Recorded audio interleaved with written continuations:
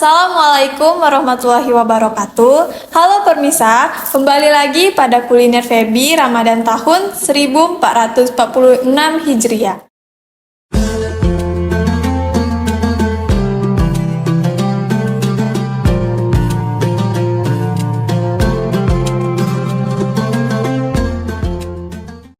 Sebelumnya, perkenalkan saya Aulia Ramadhani sebagai moderator pada edisi hari ini. Tentunya saya tidak sendiri. Saya di sini menemani salah satu dosen Fakultas Ekonomi dan Bisnis Islam yang akan menjadi narasumber kuliner Febi Ramadan kali ini, yaitu Ibu Safitri Asrol, STMIM.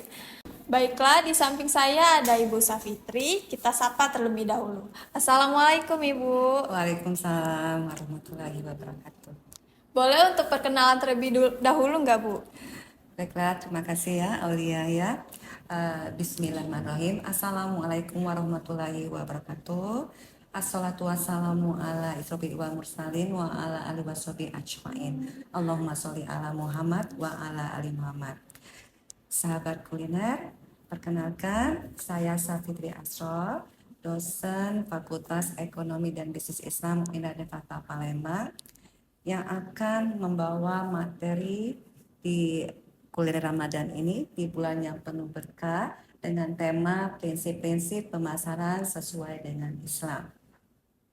Terima kasih Bu. Ya, sama-sama. Baiklah, langsung saja tema yang akan kita bahas oleh Ibu yaitu prinsip-prinsip pemasaran dalam Islam. Mari kita simak dan dengarkan teman-teman bersama-sama materi yang akan disampaikan oleh Ibu Safitri Asrol. Kepada Ibu dipersilakan. Baik, terima kasih Aulia. Baiklah sahabat kuliner, definisi pemasaran itu sendiri merupakan proses penciptaan nilai untuk pelanggan dan juga untuk menjalin hubungan dengan pelanggan ya, menjalin hubungan yang kuat, dan itu gunanya untuk menangkap kembali nilai dari pelanggan.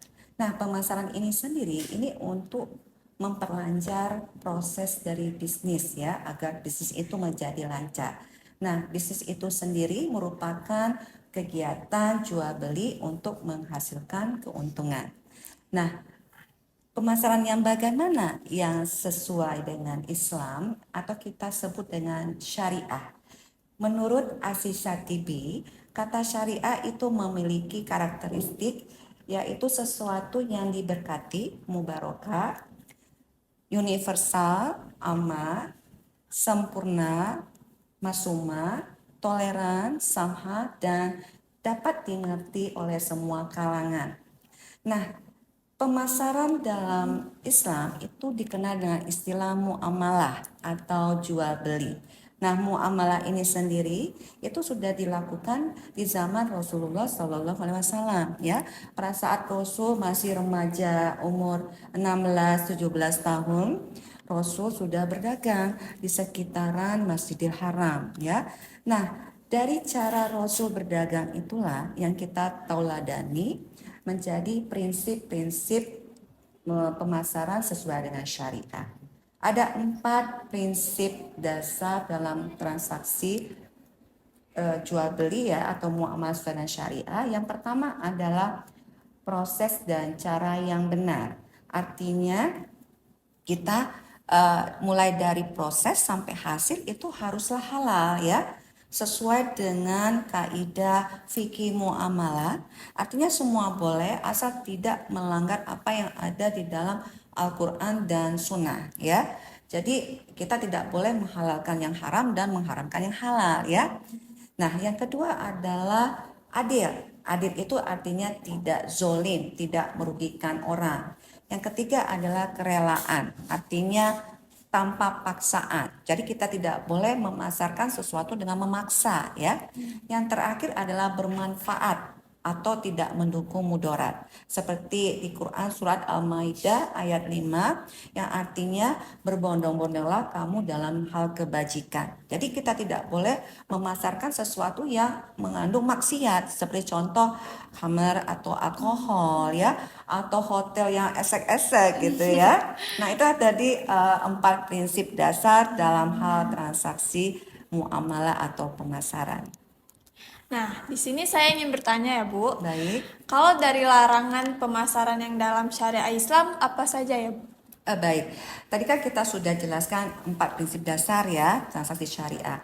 Nah, jadi semua boleh kecuali yang dilarang dalam Al-Quran dan Sunnah ya. Jadi ada 6 larangan dalam hal transaksi sesuai dengan syariah. Yang pertama adalah maisir.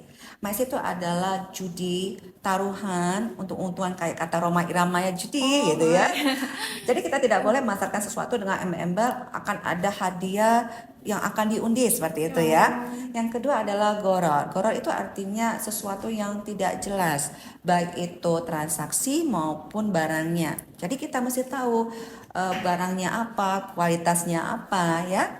Yang ketiga adalah zolim. Zolim itu tadi kebalikan dari adil ya.